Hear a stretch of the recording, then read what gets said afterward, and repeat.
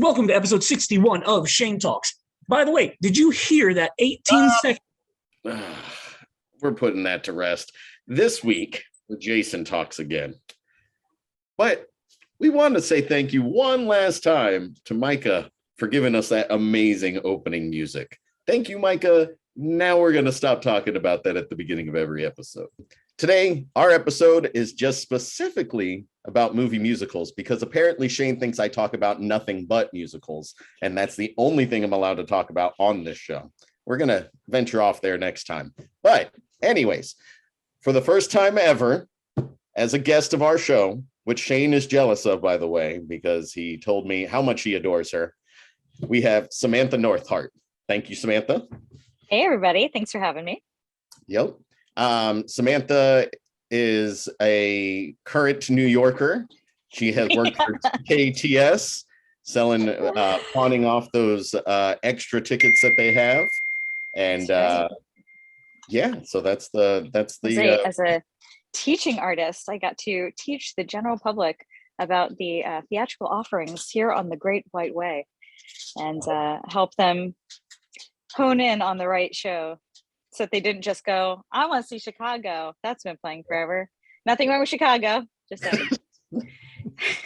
Perfect. All right, next up we have another first-timer, Mr. Chris Schneider. He tell us about your love of musicals, sir. So I'm Chris Schneider. I've known some of you, Jason, I've known you for 20 plus years now.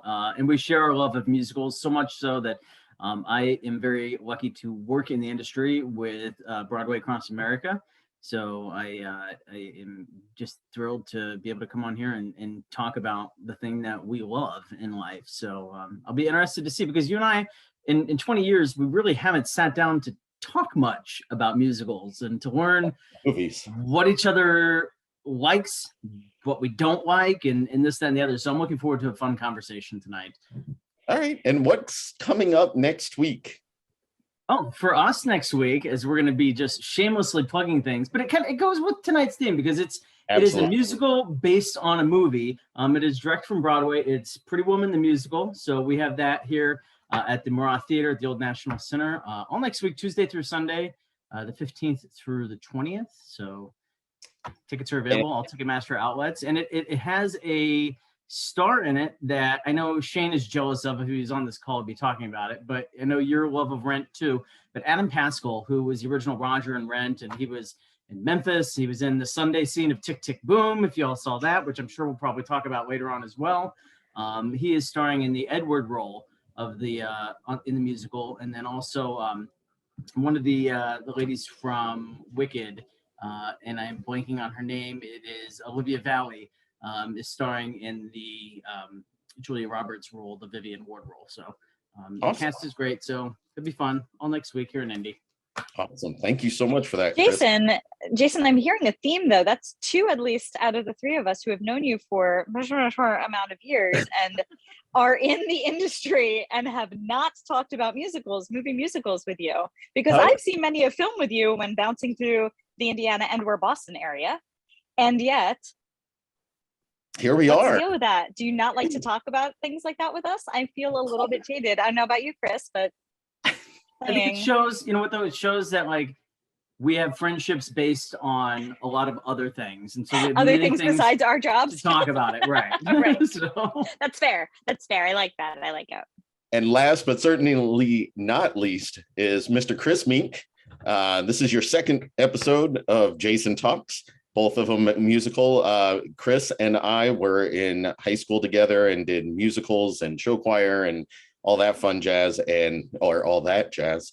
And Mr. Chris Meek, thank you for joining us this evening. Yeah, thanks for having me. So Samantha, Chris, I'll break the mold because I've probably talked to Jason about movie musicals. I've in fact went to see Grease in a re-release at Clearwater Crossing where we sang along the whole time and may have even stood up in front of the dozens of other people that were in the theater and danced to Grease Lightning together. So it wasn't even a late night private employee screening that we used to do. Man. No. Was it an intended sing along or did you make it one? Oh, I think when It's Grease in theaters. I think like it goes without saying. It's just right? an assumption. Got yeah, it. it was like what 25th anniversary or something. No, maybe it was only the 20th, but it was 1997, 1998, somewhere in that range. Somewhere in there, yeah. And yeah, when they re-released it in theaters, a bunch of us show choir kids got into didn't pay because we worked at the theater at the time, and we went in and sang along and danced along and had a good old time. So yeah, it was great.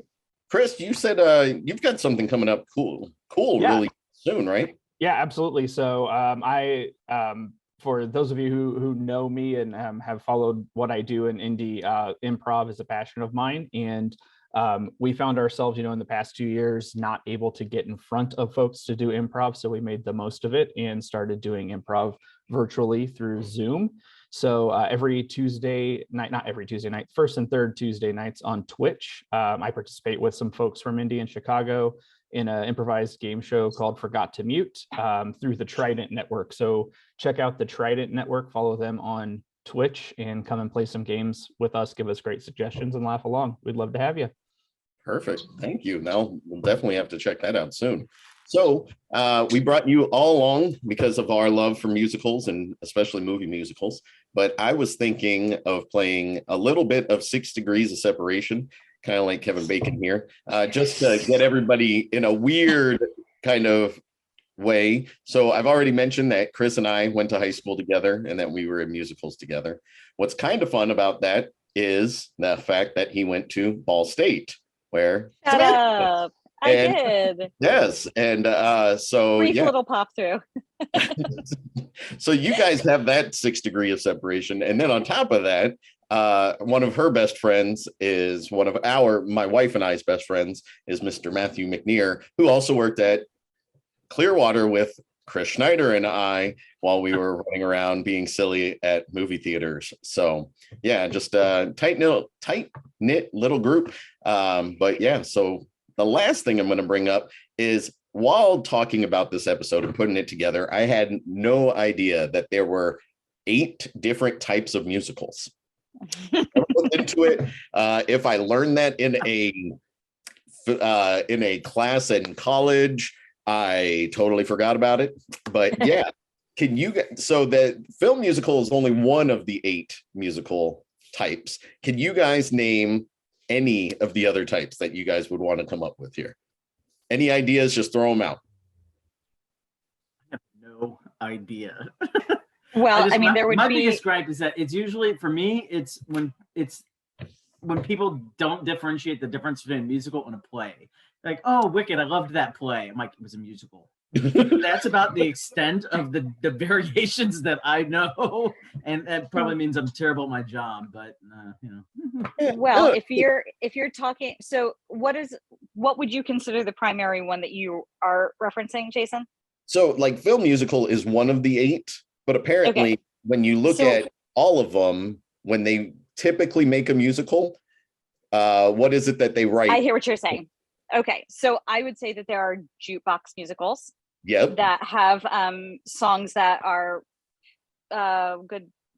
I guess I wouldn't really, I don't know, maybe I would call Jersey Boys a jukebox musical, except it tells a story. It doesn't use it the same way as like Mamma Mia would be a jukebox musical, specifically because it uses those songs in context to tell the story. But Jersey Boys doesn't do that. Jersey Boys performs, it's the characters performing performing the show out of context. There's like, I guess I would like Smoky Joe Cafe. Would that be considered a jukebox musical? Or a review? I think a review. That would be a review. See, this is kind of interesting to me. So review. There are ones, yeah. Review. We've Jukebox. got film. We got jukebox. Any other ideas? I would say there's probably like pop musicals or rock musicals, like something like Rent, Rent, or like yep. So what did you say, Schneider? Revivals? I mean, there's a revival. There's review musicals where Sure. you're just doing a review of other music or whatever. So we've got Schneider, I hear what you're saying. A revival of an original, like Oklahoma for the 17th time. I don't know that that's one of the 8, but I would definitely consider that one. So maybe we should say there's 9, Jay. I don't know, but but I think you hit the nail on the head though, Schneider. Autobiographical, like Jersey Boys, or like Diana or Tina, that's on Broadway now, stuff like that. Which if there's an Film, for sure. autobiographical, there's a. So there's probably a non-autobiographical. Yeah. No, there we go. We got 7. Last one. Any idea? Well, I wonder where something like Contact fits. There's got to be a name for that, right? So like, because you wouldn't just call it a dance musical. There's a concept. I was wondering, like, you know, concept. Sure, I'd buy that. Okay. Concept musical. So, sure. Never knew it. Just found it while researching stuff. And look, you guys help just source it with your friends, Jay. So, getting into movie musicals, though, and we're sticking with the film musical theme here. Can you guys remember one of your first movie musicals that you watched? We're not going to include Disney animated ones, just for the simple fact that we probably all got babysat by the television a little bit when we were little with those. So I'm just wondering if you can remember your first movie musical. For me personally, I think it was The Sound of Music. I'm pretty sure that was it. Like, so anybody else? When we were young, Jay, that was on like every Thanksgiving. So I believe The Sound of Music is probably high up there for everybody, but my family was a musical family. And so we watched the whole Rodgers and Hammerstein collection. So I grew up with the film, the Broadway and the film versions of Oklahoma, Carousel, King and I, South Pacific, Sound of Music. I watched Annie when I was little. I knew Oliver when I was little. My dad pulled out like deep cuts, like Chocolate Soldier. So like, I mean, Singing in the Rain, one of my favorites I saw when I was little. Like, and all of the Shirley Temple movies, which were all movie musicals. So like Rebecca of Sunnybrook Farm and all of that stuff was in my wheelhouse of what I watched, with Clue and Noises Off. So like, figure that one out. But yeah, I mean, I think it'll be interesting because, like, Samantha, you clearly have a knowledge of sort of, you know, that whole MGM classical series and the older musicals and such. And for me, like, we weren't a musical family. That's not my background at all. I kind of just stumbled my way into the industry. So I'm very much more of a modern person. So during the course of our discussion, I think it'll be interesting. But you said, you know, you're right. The Sound of Music was on all the time around the holidays. I'm 43 years old. I saw that movie for the first time 2 years ago. Oh wow! Wow, that's fantastic. I have never seen it before. It was fine. And what'd you think? It was fine. I don't love. Had you seen the stage version though? I've seen the stage version because we toured it a couple of seasons ago. Okay. And so, but the movie I had just recently seen. But for me, the first one that I can remember seeing when I turned on that television that was babysitting me growing up. There's two of them. I mean, Wizard of Oz was on, and it's just one that I really took to. And then the other one is Willy Wonka and the Chocolate Factory, and to see that's one that I absolutely grew up with. So weird because I understand that it is a movie musical, but you can argue that it's not at the same time because there's very few songs in it. I was just gonna say the same thing. I feel the same way. Like you're right. Wizard of Oz and Willy Wonka are both movie musicals. Now that you say those words, you're like, yeah, of course. I wouldn't have ever thought those are two of the first musicals I've seen, but I watched those all the time when I grew up. Same with the MGMs, but to me, those were movies that had musical numbers in them, not musicals the same way that I don't know. It's, Chris Meek. Well, yeah, we'll let Chris jump in here because so my first thing that came to mind was Wizard of Oz as well, and I feel like that for me is more Sound of Music because that was, you know, with the Sound of Music and during the holidays that was something that you waited, or maybe someone's recording it and so you can watch it other times of the year. I remember my mom singing Somewhere Over the Rainbow all the time, learning the songs from the various characters. So to me, it's very much a musical. And I feel like I remember the music from it more than the storyline weaving through it, if I have to call to mind. And the other piece is Mary Poppins. So that for me, I know it's Disney, but not animated Disney. But just the songs throughout Mary Poppins. You know, Julie Andrews, I think growing up was someone that was constantly on the TV in one way or the other. But yeah, those two for me are the Awesome. earliest memories I have. That these two particular films, Wizard of Oz and Willy Wonka, originally were movies with music in them, but then over the years we saw stage adaptations happen of both of those shows, and so I think for somebody who's more into the modern stuff, like they took on a little bit of a different definition to it. So like, Sure. you know, when you see The Wiz or you see Charlie and the Chocolate Factory, or you know, you see Willy Wonka get performed around the country in regionals, they become more musicals than maybe they were originally intended. Yeah. Okay. Perfect. Thank you guys for that. What is a movie version of a musical that absolutely nailed it from stage to screen, where you don't feel like you lost almost anything? But back up real quick, because did you answer the question on what you? I did. Sound of Music, remember? Sound of Music. Oh, that's right. I'm sorry. See, short-term memory. So anybody want to jump in with this one? From stage to screen? Yep. Honestly, in recent memory, Dear Evan Hansen for me. Ooh, Just nailed it. like you thought it I did. preferred the film. Oh wow, you're the Unpopular opinion, I know, but I can pigeonhole it to like 3 points of why though. Okay. First, I think everybody needs to settle down about about Evan being too old. Everybody that was in the cast with him looked exactly the same age as him. So if he's too old, they're all too old, which yes, but come on, the kids in Greece were like 45 when they did Greece the first time. You know what I'm saying? Like the Two, theme you of, know what I'm saying? I mean, plus I have to have hope that I can still play a teenager someday. Two, I think that they were able to allow me to like Evan more on film, because unless you're in the first like 12 rows of the theater, it is hard to see the nuance of what that character is going through. And it's very easy to, can I talk about things that might be spoilers? Yes. If Okay. people That's what I'm saying. It's been out for like 6 months. But there are definitely moments in that show where you're like, God, make a different choice. This is so bad. You're going to the bad place. Stop doing this. In the film, it was the first time that in that first scene where he's sitting with Amy Adams and the kid's dad, Yep. where he's like getting ready to be like, it's not me. I wrote the letter. It wasn't him, you know, whatever. And you can see him consciously make that choice of, if I say that to this woman now, this is going to destroy her again, and I cannot do that.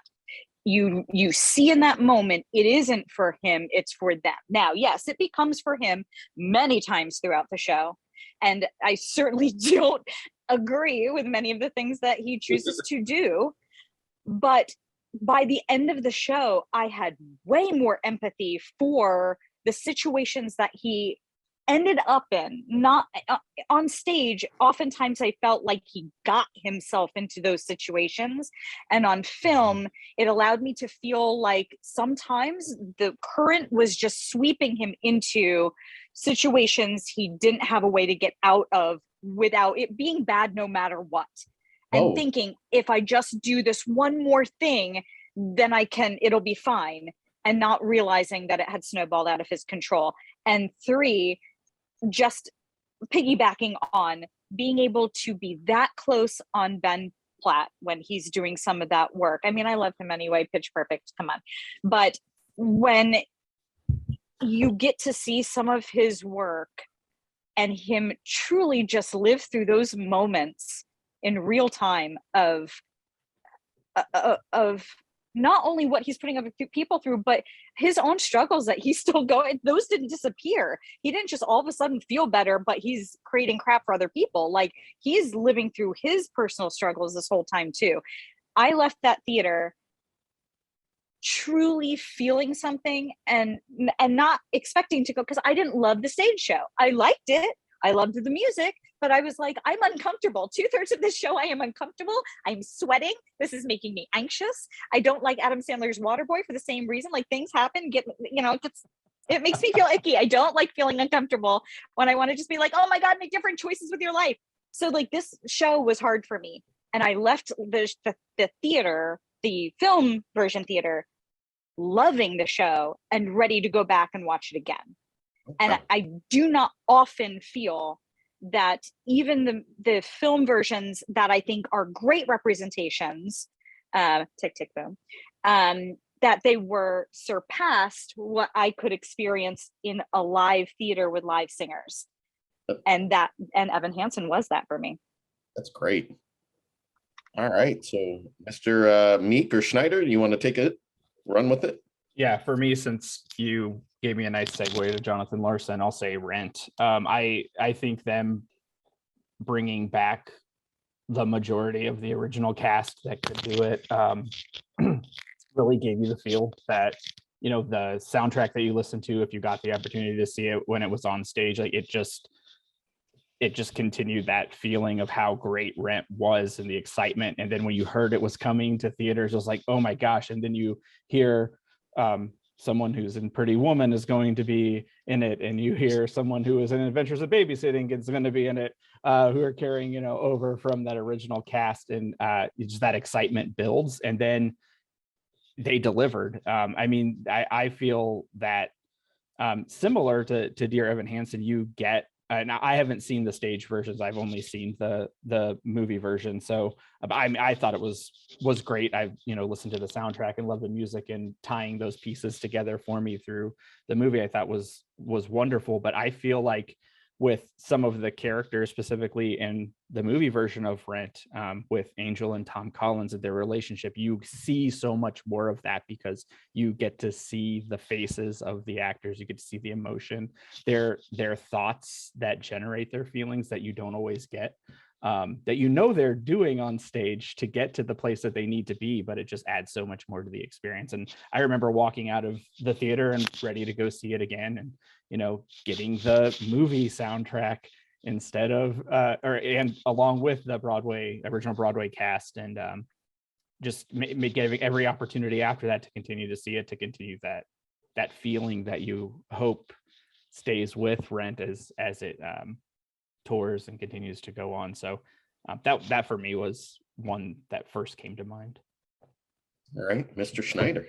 I think it's interesting. I mean, because I want to touch on both of those for just a second. Like, Rent was the first show I saw on Broadway with the original cast. And so when that film came out, Jason, I think you and I and Shane and some other people, we fired that up at Greenwood the night before and watched that at 1 or 2 in the morning. And I think that when I first watched it, I did not like the show. I hated the movie version because I had such an affinity towards what I saw on stage, and it held such a special place for me. But as I have gone back to revisit it, and I've gotten further away from my stage experience with it, I think they did a great job with the show. And I think both of you are spot on with what it's like when you can see the emotional challenges that characters are going through, and to try and be more empathetic with them. Evan Hansen is a great example of that. I just watched the film about 2 weeks ago for the first time, and I've seen the stage show a few times. And the stage show, you're right, Evan is not a likable person. And in the film, you can relate more to the struggles that he's going through, and you can see some of that, and it forces you to think back to your own adolescence, to think of situations where things quickly spiral out of control, and one lie turns into 20 lies, and you can't keep track of the narrative any longer. I think it's all happened to us, right? And I think that what the stage show does better than the movie, though, is to show the social media aspect of it and how that gets out of control very quickly, and how, I think it's important for parents to see the show with kids, because it sheds a little light on social media use and what's going on. I think that the stage version also, the best friend character and is such an asshole on the stage version, and you don't quite get that in the film version, but you're right. I think that it got a little bit of an unfair shake. I think just as soon as that first trailer came out and Ben's hair was what it was, just absolutely ruined it. Well, and- that's a solid point. His hair was terrible. Was there, and I adore Ben to death, but you know, the movie came and it went, and it absolutely has had zero effect on the stage version and sales or anything like that. It's just kind of there. But for me, for a film version of a stage musical that I think nailed it in recent times, I think Sweeney Todd in 2007 was a fantastic representation of taking a show and putting it on the silver screen. I think it was just the characters to take what Angela Lansbury helped create on stage and then have Helena Bonham Carter do that. I thought was fantastic. Johnny Depp, I don't love him in a lot of things. I bought him as this character. I bought into the sensitive aspect of him and also the terror of him. So Sweeney Todd, I loved. I thought Chicago was fantastic as a film version. The stage, maybe because it's so different than the stage show. The stage show takes place on, if you've seen it, I mean, the set design of the stage show is like an old orchestra box. Non-existent, like, you know, yeah. Totally non-existent. You get 2 chairs. You get 2 chairs in an orchestra. And the film version filled in everything that was in my imagination. And I loved it. And I'm gonna cheat. I'm doing 3, and I don't care because whatever. And I'm gonna speak to just moving forward because I know how good this is gonna be. I cannot wait for this version of The Color Purple to hit the big screen and for people to see this version of the show with this cast that they have put together and Danielle Brooks, Fantasia, and everybody. It's just really taking unbelievable from the parts of this entire episode. Just okay. All right. I will say before we bounce on though, Schneider, and behind you, you have that Les Mis poster that I would have considered a brilliant move to film with one caveat. Yeah, we all know who. And I think you all know who that caveat is. Aaron You Tveit, do not I know. give a. I will not even name the man. I think we all know. Good actor, a lot of good places for him. Javert was not it. Said my piece. Yeah. Samantha, I mentioned before you got on the call, I think that I watched Les Mis earlier today. And then after that, I started watching Tick, Tick, Boom to get me prepped for tonight's episode. Are you still as angry at Russell Crowe? I am not as angry now as I was. I'm angry for you. It's okay. 10 years ago. 10 years ago. Christmas. When that happened, I was not a happy camper because I mean, I'm always a Valjean fan, and I thought that and kind of like what you guys were talking about as far as like nailing like the emotion and everything, the close-up that I think wasn't it Hooper who directed that one? He how close up he got on so many aspects, and you're sitting there watching Jean Valjean just like go through that the entire church sequence at the beginning where he is just breaking down and realizing what's going on and like how those close-ups won Anne Hathaway an Oscar. I mean, and it is actually something I didn't love about it. Yeah, it was just this much too close because you do have that huge screen, and I almost felt in some moments it made me a little uncomfortable because I felt like I was invading a private moment instead of being let into a private moment. Okay. You know, Anne Hathaway was the specific one. I was like, girl, I want to give you a tissue. That's so much is happening. Can I hug you? Like this, it feels, I'm sorry. For me personally, stage to screen, I had a lot of issues trying to figure out which one I wanted to talk about. I wasn't going to be a Schneider and pick 3 or 4. No, I love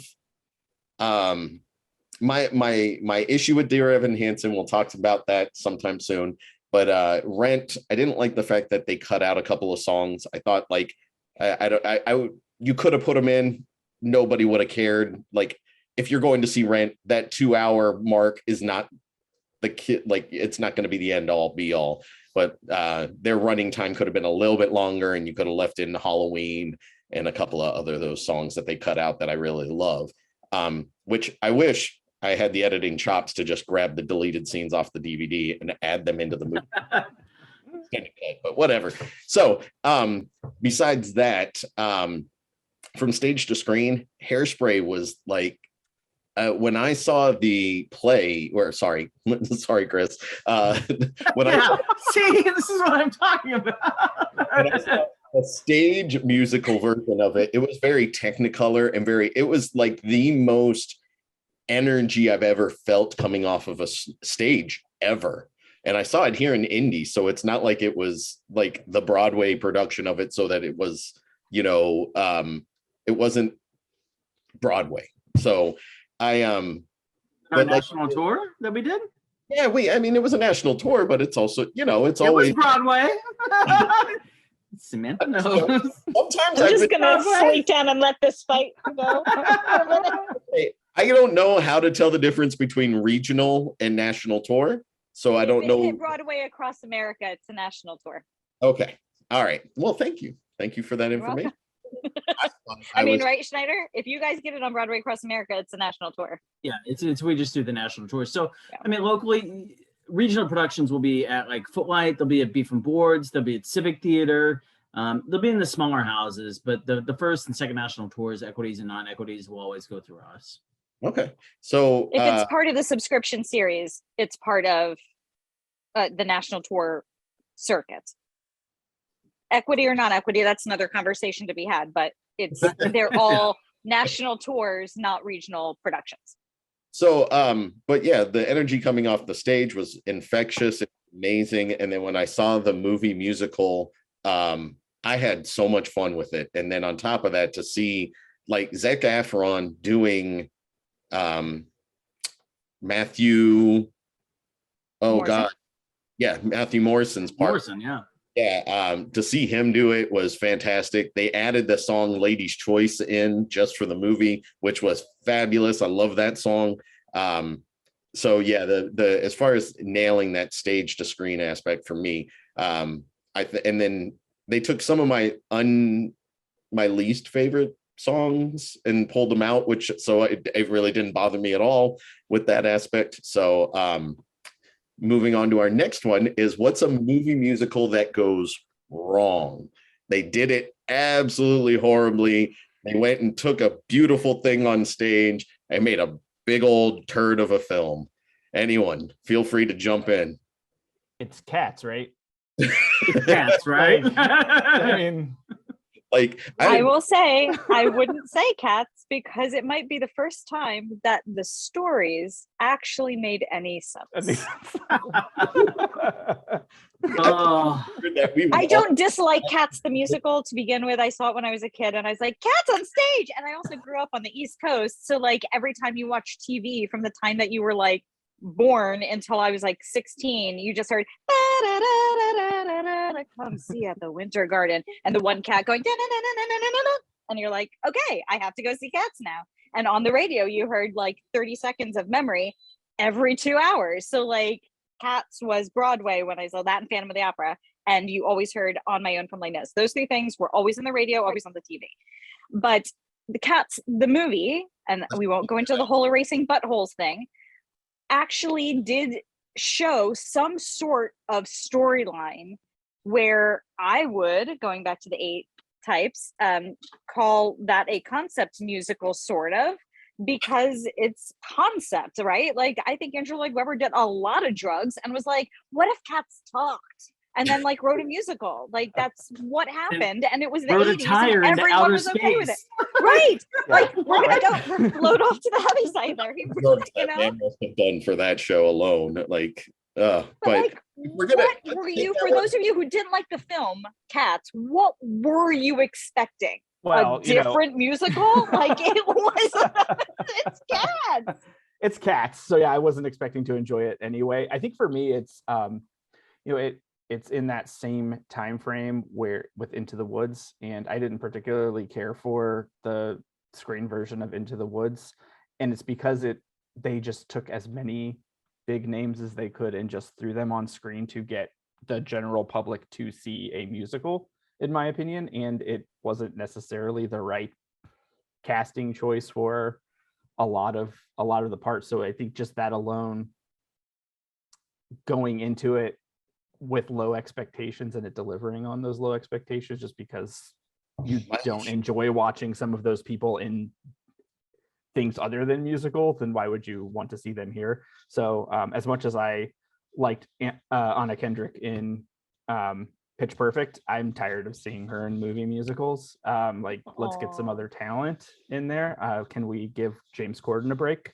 and get some other folks into musicals who, maybe have actually, I know I can't say James Corden didn't do time on stage, but and earn his spot in there, but like let's have some other people who might not be as recognizable have an opportunity to be on screen and transition. I think you see that, and as I think that's one of the big issues that is going on right now, as we talk about like representation, especially on screen, when you see like movies like, oh god, and poor James, but The Prom, it's just you could have absolutely had Caitlin, who, and I can't remember her last name, who was on the stage version of the show and was fantastic and a Tony nominee for it. Why she couldn't go and do the film is really challenging, because I think there should be more opportunities for actors and actresses on Broadway to be able to go and do that on film. I mean, the short answer is they didn't like her look. She wasn't a film looking actress. And that I felt the same way about, and I love what's her face that never ages, the redhead from Dear Evan Hansen that played his mom. Why can't I think of her name? Julianne Moore. Julianne Moore. Yeah. Love her. Doesn't age. She got to one specific age and just stays there. And God bless her for that. But the woman who played his mom is a Tony winner for that role and does film work. Like, that's the thing that frustrates me. She does film work.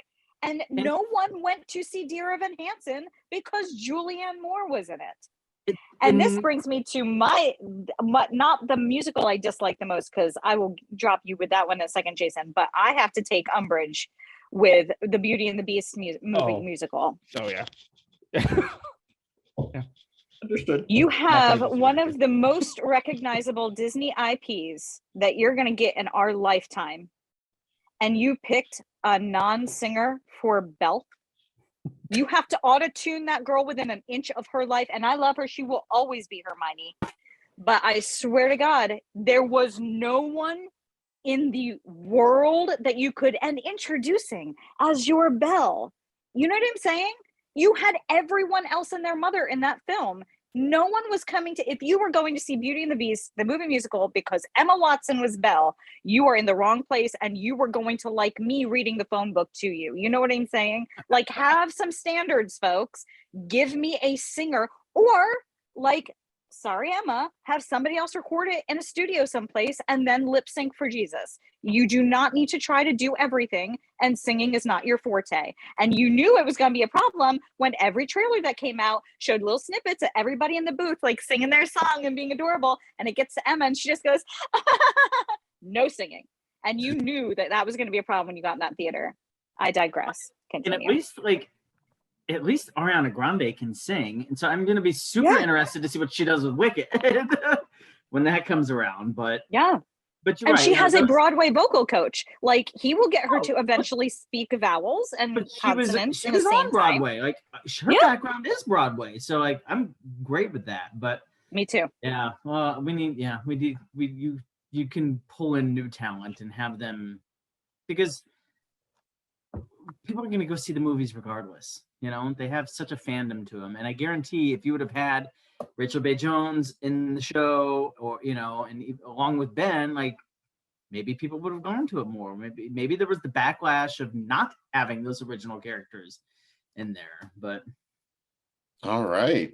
So I'm leading with a musical that got it wrong. And I've never seen this on stage ever. and I have no intentions because the movie sucked so bad. Uh-oh. I would never want to pay to watch Mamma Mia the musical. When you, like we were just talking about, have the ability to get anybody in the entire world and you get Pierce Brosnan, come on. Like, I wanted to cry because he was singing. I'm so glad you didn't say Meryl Streep right there. I could have done, but like, I'm not kidding. So I went to a special sneak preview of it in Boston Commons, AMC. And our friend Matt McNear, he was running this special screening for Universal, and they did this crazy confetti cannon shoot at the end of the movie. It's a sold out auditorium. Every time he sang, the entire audience laughed. Like, that's not a good sign. These are the people who paid to go see it early and were laughing at your movie. So yeah, that movie, yeah, I don't know how they made a sequel to that. How they ever. There's a third one on the way. Yeah. Jay, I can tell you why they did it. It's because Mamma Mia is one of the highest grossing stage musicals worldwide of all time. Because, and this is not like a thing, but like having worked at TKTS for multiple years, I can tell you that when folks that are not on the coasts come to Broadway and want to see a show, they will ask me for, when it was there, Mamma Mia, Lion King, Book of Mormon, Wicked, Chicago, Phantom. If there's anything, and we didn't have half of those. So when we don't have Wicked, Book of Mormon, or Lion King, then they were going to go to Chicago, Phantom, or Mamma Mia. And if you just want to go to the theater, you are not trying to change your life. You are not trying to learn anything. No hugging, no feeling, no learning. What was the Seinfeld thing? No learning, no whatever it was. Is like their mantra. It's that. That's that. You go in, you know all the songs because you had ABBA on your radio. They are not changing your world. You get to sing along with a cocktail that's $22 in your hand, and you go home happy. And that's what they wanted. But the fact remains that just like Russell Crowe and Les Mis, like, there is no reason that it would, like, who had him come in and sing a couple of bars and went, yep, that's the guy we want. That's the person. I know. But I'll say, the movie, the Mamma Mia movie, I liked it because I liked the stage version, right? The stage version is exactly right. It is mindless theater, where, and this is what I love about theater and what I love about film and going to the movies, is that this is, the world around us is just a mess. You know, like we have stresses with life, we have stress with work, children, parents, whatever it is. That 2.5 hours sitting in the dark is my escape. And sometimes all I want is to go in and have mindless fun. And that's what Mamma Mia gives to me, is mindless fun. And maybe if you had seen the stage version first, then you wouldn't have been so hateful towards the movie. Not that it's not justified by any means, because you're right, Pierce Brosnan, but it's Yeah. But it's, you know, it's just mindless entertainment. And you know, Sam, you're right. When people come to TKTS, especially the international tourism, the shows that are doing it are, you wonder why Lion King, Phantom, Cats was around for so long. It's these international brands that are there. In Mamma Mia, $4 billion at the box office at the theater box office worldwide. It is the number 3 musical all time, behind only Lion King and Phantom of the Opera. Number 3. Yeah. And just in case you're curious, the Phantom chandelier still runs super slow when it crashes. Still, they have not fixed that. Billions of dollars. They're still letting that thing just go. But they have. I know we digress here a little bit, but the tour has changed it. Yeah, it's better on tour. Yeah. The tour is a revamped, retooled version of the show, but they kept the original version on Broadway. But the national tour is just slightly different, and there's fireworks attached to the chandelier, and the lights go down, and it has like this immersive aspect to it, where like shards of glass, which is just like rubber, come flying out at the audience, and they like hit you like as it goes down at intermission. Oh yeah, it's a thing. It's a great special effect. We're going to go a little off topic really quick, because that's one of the things that I noticed that's kind of like completely interesting to me is we talk about like how you can get close up when you're doing movies, but like the stage versions, you mentioned Wicked's coming out, right? So, they're going to film a movie version of Wicked at some point, but are they going to move Defying Gravity from being the midpoint of the movie to being the end of the movie, like they did where they took the chandelier crashing from the middle of the end of the first act to be the ending of the movie? And like, so I'm very interested, because you look at things like Grease, and Grease is nothing like the stage production whatsoever. So much different. I think it's interesting because with Dear Evan Hansen, they moved waving through a window to the first number, and that's the third number in the stage version. Yeah, and that's one of my issues with Dear Evan Hansen is like they took out the like almost all the songs for the moms. So like you're not you don't get that, you don't get those feelings at all. I love that they kept in the one at the end of the musical, because that one it hits me every time. But as far as I was kind of disappointed, because I'm like, what? Like I'm missing so much emotion coming out of, and I think hire Amy Adams if you didn't have her sing any songs. Right. The girl sings. Let her sing something. What are we doing? It's the opposite of the Emma Watson effect. I cannot imagine they mess with Wicked that much. That brand. Yeah, I would hope not, but they messed with fans. Protected. Yeah, but Schwartz is real specific about his stuff. It's why there's so many off-Broadway, not Broadway productions of his stuff, because when Godspell was such a tragedy, he was like, fine, I don't need Broadway for like years. So I just can't imagine they mess with it that much. It is too much of a juggernaut to really mess with. On to the next question. If you could make a movie musical of something that has not yet been made, which one would you do? Bloody Andrew Jackson. I don't know that at all.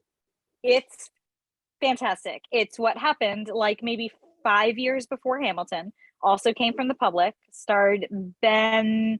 What was his last name? Ben Walker. Yes, Ben Walker. And it is a like emo rock musical about the president Andrew Jackson, and it's freaking phenomenal. If you go like just Google the soundtrack, I think you will listen to it and be like, this is amazing. Like, it's sarcastic and dark, and it does not make him look like a good guy, which, Andrew Jackson. So, I highly recommend. And I think it would make a baller film if they really kind of made it as dark and sarcastic. But I guess that makes it a fairly limited audience for a movie musical. But I'd say bring forth. My original one that I wrote down, I was gonna say Wicked because it's my favorite stage music of all time, but we already know that's coming out.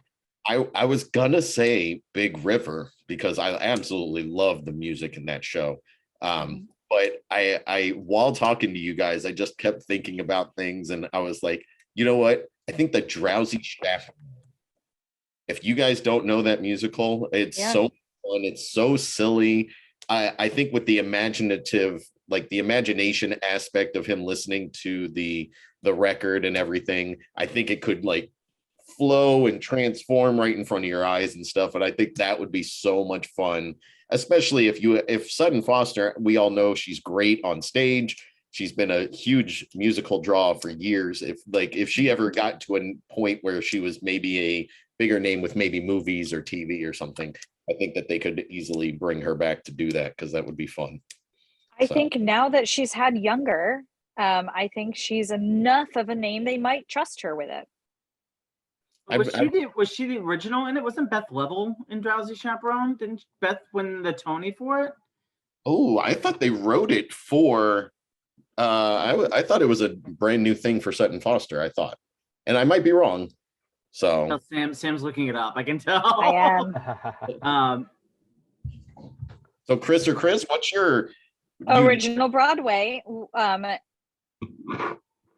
The Drowsy Chaperone original Broadway, it says Beth Level, Janet Sutton Foster. They were both in original Broadway. There's just two different characters. Okay. So yes and yes. Beth Level, by the way, probably not a household name. I just saw her at the Cabaret in Indianapolis. I love her. Fantastic. She was in The Prom, and now she is going to be the lead in The Devil Wears Prada, which is premiering. Oh my God, she's gonna be so good. this summer in Chicago. Is going to have its regional tryouts in Chicago before transferring Broadway. So she was great in Prom, by the way. Like she's fantastic in Prom. She will do great in the Miranda Priestley role. The music is being done by Elton John. So for The Devil Wears Prada, so it's definitely going to be a thing. So look out for that on your radars, I guess. But for me, to answer the actual question, Next to Normal is one that I would absolutely put on screen in a heartbeat. To be able to tell the story of mental health and family issues and the loss of a child. Sorry, giant spoiler alert, but it's such a powerful show with an amazing soundtrack. I would absolutely put that on stage in a heartbeat. Awesome. Mr. Meek? Yeah, so for me, I think there were a couple of opportunities for them to take either original cast or revivals of shows and use actors in them, and I keep going back to this for some reason, to create musicals. So I think Miss Saigon was a miss. Well, you had Lea Salonga, who was becoming more of a household name because of her work with Disney. I think that would have been a great opportunity. There are some things about the stage show that may not have translated well to film just because of the feeling that you get when you're there, but there's a lot more that could have been done with the film when you think about the actual fighting and things like that going on. And then How to Succeed with Daniel Radcliffe. Like, I feel like that would have been a great opportunity for them to take that and turn it into the movie musical version of How to Succeed that we have never seen. Love that. So that's, yeah. I think that would look so good on screen. How to Succeed in Business Without Really Trying is where I'm going. But like, nobody saw this movie, but it is one of my favorite movies, and it's kind of a musical. But like Down with Love with Ewan McGregor and Renee Zellweger, like I love that film, and like that look and that style, kind of that 60s look, would come through so well on How to Succeed in Business. Yeah, it would be so much fun, and would be a throwback on screen, very much the feeling of La La Land. A little bit, kind of that cinematography and that look. I think it'd be really cool. Love that suggestion. Oh yeah. Next up, we're going to talk about our Facebook poll. I threw up the Facebook poll on Shane Talks, asking what favorite movie musicals everybody had, and they only got to pick one. And I just want you guys we're just kind of just having a quick conversation about these. Two of them got 2 votes. That was Grease and Newsies. Grease is literally like the movie musical for me that I like. That was Sound of Music was my first one. Grease was like my love started with that, and it just kept going after that. But I watched that before I realized that they said shit and tit and Grease.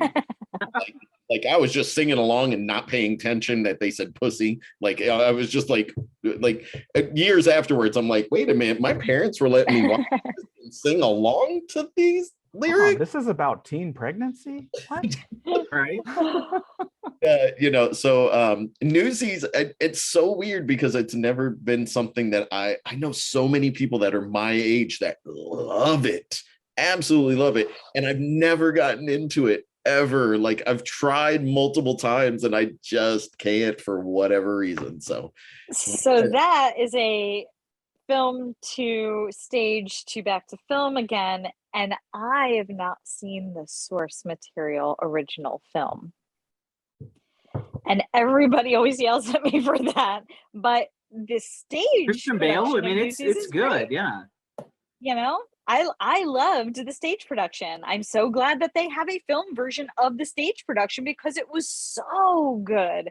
But like I was a Disney kid and Newsies was never on my radar. So when it was coming to Broadway, I was like, oh, what's this new thing? And my friends were like, are you kidding me right now? I feel like we should do like a Yeah. bonus 15-minute episode after this about like program shot film, like musicals. But, Yes. you know. Yeah, that should be section number 10 of movie musicals is Right. filmed on Yeah. stage. Absolutely. Because if you want to talk about an Into the Woods, that original Broadway cast PBS greatest performances one, definitive.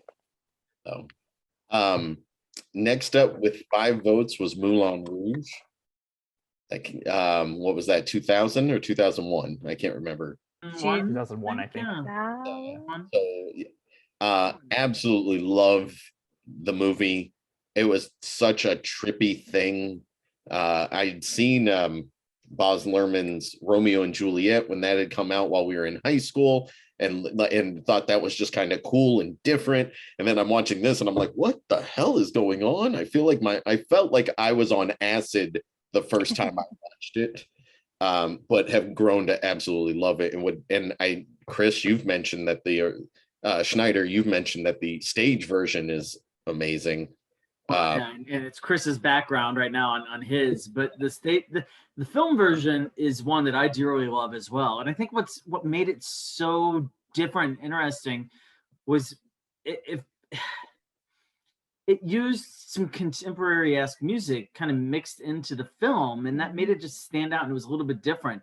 And the Broadway version, which is now at the Hirschfeld, the music is updated. It's still very much kind of current music, but everything that you know from the film, that music isn't necessarily in the stage show, and things have changed a little bit. But they've done an amazing job with it. I literally, before this call, bought tickets to see it again when I go to New York next month because it's such a fun show.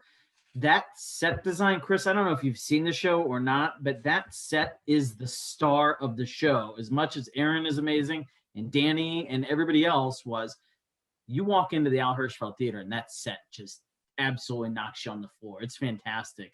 But I loved Moulin Rouge, the film, and can watch it anytime. I love it. Same. It's actually on Hulu right now, which I did not know, and happened to go, I'd like to see Moulin Rouge. I haven't seen that in a while. It was snowing outside. It's like, I've got hot chocolate. Let me go back in time. Put it on, and it was like it was like I just seen it. I mean, it holds up. It's still wonderful. I think my slightly older eyes maybe take the motion in a little bit differently than I did when I was 18. But it's brilliant. Like there wasn't a moment where I was like, this doesn't really hold up, or this isn't, translating like I thought it would. Still brilliant. Yeah, the winner of this poll was The Greatest Showman. It got 11 votes out of everything. There were a bunch that had 1 vote each. Greatest Showman, still, it's kind of weird because I feel like we were talking about different versions of musicals, and so like you were just saying, like you have film musical, then you have the auto shot one, or what's the proper term that you used for like Hamilton and Come From Away? Like a program. Oh, program shots. Thank you. And then I feel like movies that were only made for music, like movies made just for that. And so musicals made just for movies. I'm sorry. So like Singing in the Rain before it ever became a stage version, and Greatest Showman. And so like, I feel like it's almost its own genre of film musicals, but I absolutely, I've gushed about it plenty of times while on this show.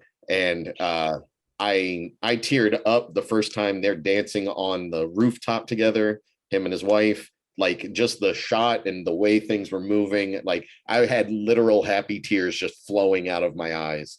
And I didn't get to see it for 2 weeks because my son was born like right the day before I would have watched it with Shane. And so like I ended up not being at work for 2 weeks, and then I went to work, and I had heard nothing but wonderful, lovely things from everybody who had ever watched it by that point. And then I ended up watching it, and I'm still blown away, and I still love it. And I can't even stand watching it if it's on like network television, because they speed it up just a little bit and it ruins all of the music for me. I tried and I have to turn it off, and then I just end up putting on the streaming version of the digital copy that I own. So like, yeah. So your guys' thoughts on The Greatest Showman at all? I loved it. I thought it was great. I mean, any story about a complicated historical figure is going to have some moments that, you know, you might want to go, oh, maybe we shouldn't have glorified that, or maybe that's not the best moment in the script. But as a movie musical, I think it's fantastic. We went to see it opening here in New York because our friend Daniel was the Lord of Leeds in that. The big guy is our friend Daniel. It was his big first thing, and we were like, we knew he had been filming it. We knew that he was like going through all this stuff, and it was his big thing. He couldn't tell anybody about it for a while, and like he would disappear from work and come back and be like, I can't tell you guys yet, I can't tell you guys yet. And then right when they first started putting posters up, he lived up in Harlem at the time, and I remember him posting on Facebook, he was like, you guys, this is my like career dream. And he just like pans his thing over, and across the way with Jersey in the background is a big billboard with Greatest Showman on it. It had the whole cast, and he's like up there in the billboard with everybody, and he was just like, I'm gonna cry, you guys, this is amazing. So like we went in there wanting to be like super supportive of him, and like it would just exceeded my expectations. Hugh Jackman can do no wrong as far as I'm concerned. There's nothing that I can think of in my memory where I go, he wasn't great in that one. Like, he's just adorable and wonderful. Michelle Williams, fantastic. Zac Efron, I adore him. Zendaya, come on, you guys. Like, what? Like, she just came out of nowhere and was amazing. So, like, it's just pretty perfect. My one real issue with it is girl who plays main opera girl. I don't generally love her. Oh, I love Rebecca Ferguson. Across the board, she reminds me a whole lot of another actress that looks similar to her, and I will, by the end of this, I'll remember who it is, and I'll tell you guys, like, they look nothing alike, but in my head they're the same person. And I inevitably, when I see her in things, Rebecca Ferguson, I want it to be the other girl. And also, she didn't sing her stuff, so like, this goes back to, you have one job in a movie musical to sing, or don't give her a song. Like, you gave her the song of the freaking show and she didn't sing it. That, to me, as a musical theater performer, as somebody who devoted much of my life to working very hard to be able to do a lot of things at once, it infuriates me to no end when you have something, even like, obviously the standards are higher when you're doing live theater for triple threats and for people being able to sing and dance at the same time, whatever. This woman was a park and bark role. All she had to do was stand there and sing. You're going to record it in a studio for playback, and you can take as many takes as you need to. And you could not cast one person who could sing that role. Yeah, and how many people actually went to go see and don't get me wrong, I love Rebecca Ferguson. She is right. Eye candy for me personally. I love her. I can see that. I love her in every movie she's in, pretty much. Like, but I totally agree with you. Nobody went to go see The Greatest Showman because Rebecca Ferguson was in it, because she was just kind of, I mean, she was already a name, but she's kind of on the way. She was kind of on the way up at the point. So it's one of those moments where it's like, you're absolutely right. They should have cast Lauren Conrad, Allred. Oh, geez. What was it? The one from that sang it, you mean? The one whose voice it is? The Lauren Allred? I think something like that, yeah. Not Lauren Conrad. She was on The Hills. Yeah. No, but yeah, you could have cast her in this role. I don't know if she would have chemistry with Hugh, but because I love their chemistry together, which is why I'm willing to forgive it, because they also, that I didn't know she didn't sing it while I was watching the movie. I had to look. I think the more important aspect of that character is the relationship with Hugh, not necessarily the song. And so I agree. I forgive it a little bit there as well. But that being said, you could have found somebody who could do both. Right. Right. And that's the thing. Like, I agree. You're right. The singing was secondary, but then make a different choice with that, shoot it a different way. Don't ever have us see her singing it and have it be background while they're going on the tour or something like that. Make a different choice. But to blatantly have it be, we're going to hear this songbird for the first time and look at Hugh just falling in love with her as she sings these passionate notes. Girl did not sing those passionate notes. And as you know, maybe I am, and I have been accused of being a little bit too picky about female vocalists because I am one. So when I watch them back, it's clear to me when that's not that person singing. And when I was watching her perform those moments, there was part of me going, I don't care if it's your voice. They're not capturing live sound. Sing along. Sing along like you're actually making sound over your chords. I would like to see that because I don't buy it right now. And so it took me, and I know I'm not the audience for that moment, but like it took me out of the moment there watching it, going, I know this is not real to me. I'm buying everything else that's happening around me. And now in the middle of the film, I've been taken out of it for that moment because you wanted this specific actor. And it's a little bit, not movie musical, but it's a little demoralizing for performers that dedicate their life to this to work and work and work and work, and then see somebody represented in a film that only does like a portion of it. I mean, I thought we left that stuff with like old school West Side Story when you have Natalie Wood because she looks like Natalie Wood, and you have the other folks singing the stuff for her. Like, we got away from that for a really long time, and it's a little disheartening to see that kind of coming back here or there, not everywhere, but here or there, where you have, the world is your oyster. We're not just like the 6 people that are on contract with MGM in Hollywood anymore. They just clearly showed that Steven Spielberg, if he wants to take the time, will cast a wide net and find a Maria who looks it, who acts it, who sings it, and who dances it. And that girl was brand new, introducing this girl as Maria, and she did a fan-freaking-tastic good job because he knew that material and the film he was making was going to be able to stand on its own without having to have a star name. And I really, really wish, and I feel we've talked about that a couple times tonight, I wish that more filmmakers would trust what they're doing, trust the material, and bring on board people that are going to get the performances they want out, so that people go to the movie. Maybe they don't go opening night, but they have heard how baller that movie is, that they're going every weekend after that. Lauren, all red. About that. All red. There you go. I was close. I was really close. So, I can't remember. Mr. Meek, have you commented on this? I haven't. So just really quickly, so it is. I'm one of those 11 votes is me. And I will say, for me, it's not the first time that I saw it that makes it that.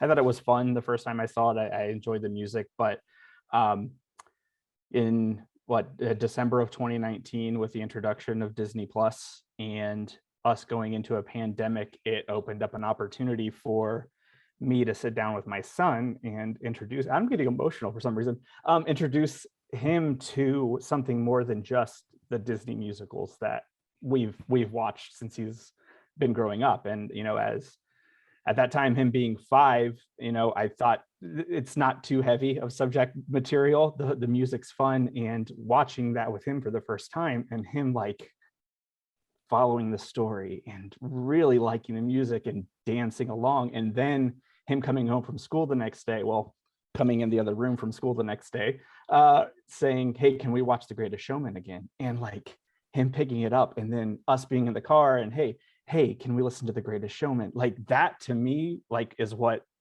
connected that for me. And those things that's what's great about musicals, right? And what's great about movies is you create those lasting memories. And I will always have that thanks to that musical. And him and I are now experiencing more and more together, and just this era that we're in, where things like West Side Story are coming out, and Hamilton, he now can make the connection between Moana and the music in Hamilton and Encanto, which we're on right now, hot and heavy, right? So We he's don't talk hearing about it. Lin-Manuel Miranda, and he's like, wait, I recognize that voice. Like, he hears Christopher Jackson's voice as Moana's father and hears him as Washington in Hamilton, and he's like making these connections. And so for me, like, the Kickstarter to that was The Greatest Showman, its characters, its music, its story. And him now knowing who P.T. Barnum is, and him knowing the story of how the Great American Circus got started, like, that's stuff that he can go on and share, and that we'll have forever. And so for me, that's definitely why that gets my votes, other than the fact that it's just freaking enjoyable, and I absolutely love watching it, and I could watch it over and over and over again.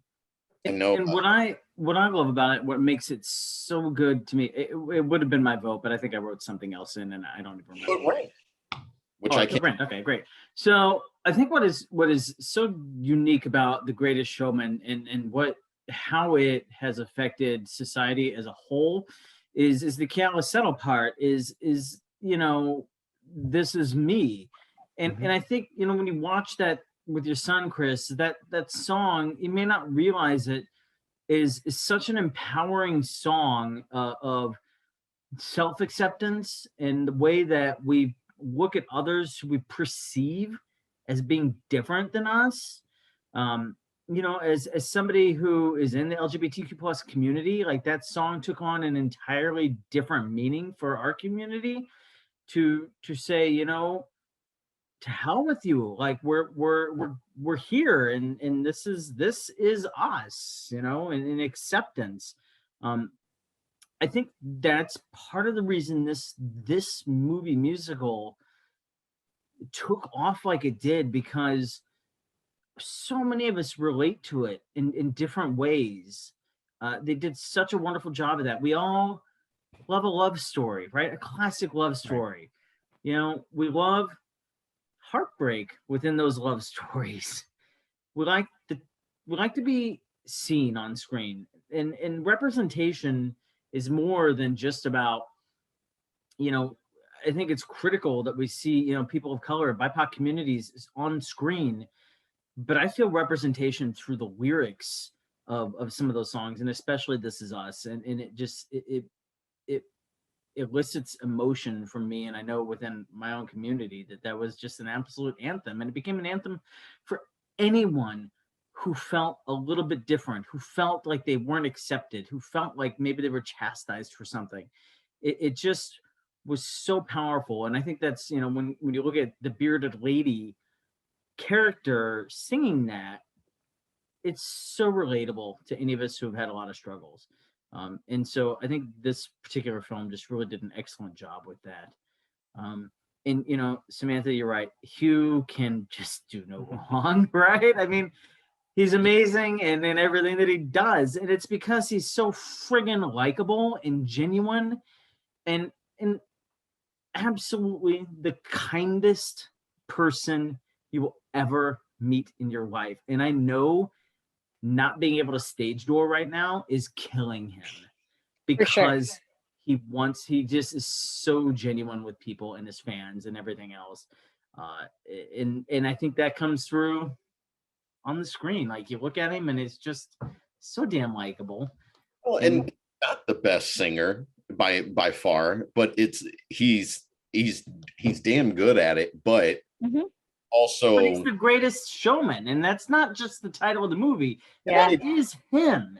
Well, no, like, and I know you saw the show twice when he was on, and I saw it while it was here in Indy. It was absolutely kind of like what I was talking about with the energy that came off the stage with Hairspray. Like, his energy was just so infectious and just literally beamed to every single person at the field house when we were there. Like, it was just he's the epitome of a triple threat, and it just resonates from the stage, and it's one of those things where you see a performance, you might have a seat in section 204 row 23, the very top of the arena, but somehow he makes you feel like you're in the front row and connected to that performance. And it's the same thing when you see him on stage, and when you see him, and you know, if you go to see Music Man right now at the Winter Garden, like you're gonna feel like you're in the front row because he pulls you in,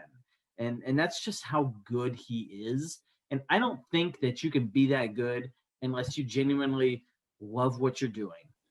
100%. He clearly is not doing this for the money. He's not making tons. He's making more than we all are making. Don't get me wrong, but he's not making millions of dollars doing the Music Man right now. This is his passion.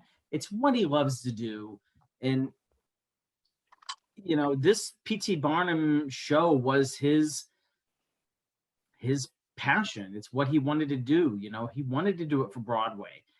Didn't quite work out that way, and so they do it. And I know we're gonna get to it, but like, you know, so then they do it for the film version. But now, you know, you talk about, well, everybody, and trust me, we hear it all the time.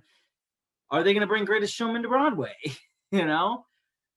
And, you know, that is something that I know that they have talked about. Maybe you hear more whispers than I do, obviously, but it's one of those things where, like, I just hope that whenever they finally do it, that we can see Hugh Jackman on that stage doing it. Hopefully they don't wait, you know, forever, because I think he'd be awesome in it. I'd love to see the entire original cast for the most part. But I would say that Jeremy Jordan would be awesome as the Zac Efron character, personally. You've seen the video of him singing the role, right? Absolutely. It's so fantastic. Go back and watch his 54 Below performance, where he tells the story of how he saved The Greatest Showman. It's a much better video. But Jason, the reason you haven't seen it on Broadway is economically, it's not going to work. You can. Are people going to go see it if they're not in it? Because to recoup that investment, you were talking about years of a commitment from the original cast to be in that. And yeah, the first 6 months of a contract, which is typical, 6 months, maybe a year if you're lucky. I mean, think about an IP, if you want to talk about recouping money, right? Think about an IP that should still be running. Frozen should still be running on Broadway. Yeah. It's not. Yeah. And they did a tryout. They did not the same show, but they had it at the park in Anaheim, working through all of the video usage and set usage and cutting it down and figuring it out. They did the out-of-town tryout in Denver before it even made it to New York, and they couldn't make it sustainable here. They've gotten themselves, and this is off topic for the movie musical, so I'll be brief, but they've gotten themselves into a real situation with cost and return on Broadway, and you're seeing a lot of it now. I'm hearing it probably from a slightly different position than you are, Chris, with production side of it. I'm hearing my actor friends talk about, you know, our shows are closing down because of COVID. They're not returning, where things are not going right, and they're asking for the concessions to happen with the performers. They want to renegotiate contracts to be less money and to be more shows and to be whatever. And whereas something's got to give. If we want the shows back up, something's going to have to give. But what's not being talked about right now is it giving on the production side. And it's going to be a real hard fight to get any producers to go, sure, I will take less money back when I'm putting forth a gazillion dollars to even give this show a try, which is why we're also having the conversation of new material. They're not taking chances with new material, certainly not right now, because they need to know that they're going to make some money back. Sure. And so with theater, you know, this, and I know we're off topic, but you're 100% correct. And I'm not comfortable speaking on some things from the nature of, number one, my job, and two, that I'm invested in a show right now that's not running currently, but will be again soon. Yay. But everybody always asks, like, oh my gosh, they're making that into a musical. They're doing this in a musical. I mean, you know, I talked about Devil Wears Prada. I mean, they were trying out Beaches, the musical. They've got Bull Durham, the musical. They've got, I mean, everything is coming. Doubtfire's out here right now. So yeah, that could be one. This is the kind of stuff they're dealing with movies too, from an aspect of Marvel's the only thing making money. Yeah. Right? It's the exact same thing. Like you can have a Belfast, which is fantastic, but nobody's going to see it. However, Spider-Man or whatever Marvel movie is coming out is doing $1 billion. Although I will say, I will argue though that I see I have got my AMC stubs and I go see everything because I just love everything and I'm going to go see everything. And even if I hate it, I'm going to still go see it. We went opening night to Shang-Chi. We went opening night to Eternals. We went opening night to Spider-Man. And there is, I think, a reason why Spider-Man, now, I say this in context of I love Shang-Chi and I have watched it multiple times since it's come out. I have rewatched Eternals. And as soon as it becomes available on Disney Plus, I will rewatch Spider-Man. Well, probably not Disney Plus, but when it comes out streaming, I will watch it multiple times. But there's a reason that Spider-Man is making so much money. That was one of the best films I've seen in a long time, not counting it as a Marvel movie. Like it had everything I wanted walking into that show. It was great. It was complete. You know, but it had a decade worth of buildup to get to it, you know, of all the Marvel stuff that came before it, you know, to get folks to go to a movie that is original thing is hard, just like it is for a show. You know, it's nearly impossible now. Now you know why Mamma Mia did $4 billion. Boom. at the theater box office, right? It's the same thing. It's a known thing. People are going to go into a Marvel movie just like they are into a Mamma Mia and go, and they're going to have fun. And they know that going into it. It's a safe bet. When we're talking about discretionary income, because none of this is cheap, certainly Broadway is an expensive ticket. The movies is an expensive night out. When you're looking at, you know, taking a family of 4 and concessions and everything else, you want to spend your money on a known entity and to ensure you're going to have a good time. And so that's why those properties and those IPs do very well, in my opinion. So to wrap up everything, we're going to do what I'm going to call rapid fire. We're going to do a rapid fire, and you're going to pick your top 5 movie musicals, and we're going to start with number 5 and work our way to your number 1. And we're just going to go in a round robin of Sam, Schneider, Meek, then myself. So, I'm sweating, Jay. You're making me sweat. I'm so anxious. Okay, so like in fairness, like we knew we were gonna do this little aspect, this 5 to 1 thing. This list I'm gonna give is it's 5 of what could be 500. It's not 100%. Absolutely. I had a really tough time personally. I was trying to think about it. And I was like, really, do I love these more than those? But like these are 5 that I really care about. So, all right. So Samantha, give me number 5. These are going to have to be in no particular order because I just can't. I can't be made to choose my children. I would say Moulin Rouge is in top 5 for sure. Let's start there. Schneider. Hairspray, the more recent version. Okay. Meek. Grease is number 5 for me. Number 5 for me is Hedwig and the Angry Inch. Oh, nice. Good choice. That was one of those ones we didn't talk about that at all. I know, right? Very weird musical, very out of left field for me. Castleton Arts film for me. So number 4, Samantha. Greatest Showman has to be in top 5 as well. All right. Greatest Showman is my number 4 also. Okay. My number 4, it's a wild card, but it's Jailhouse Rock. Elvis Presley's Jailhouse Rock. Awesome. My number 4 is Moulin Rouge. So Samantha, number 3. God, this one's so hard. There's so many categories they all fit into. I have to say In the Heights has to be in top 5 right now. Okay. Right, current. At this moment in time. Broadway Chris. La La Land is number 3 for me. All right. Mr. Meek. Sweeney Todd is number 3 for me.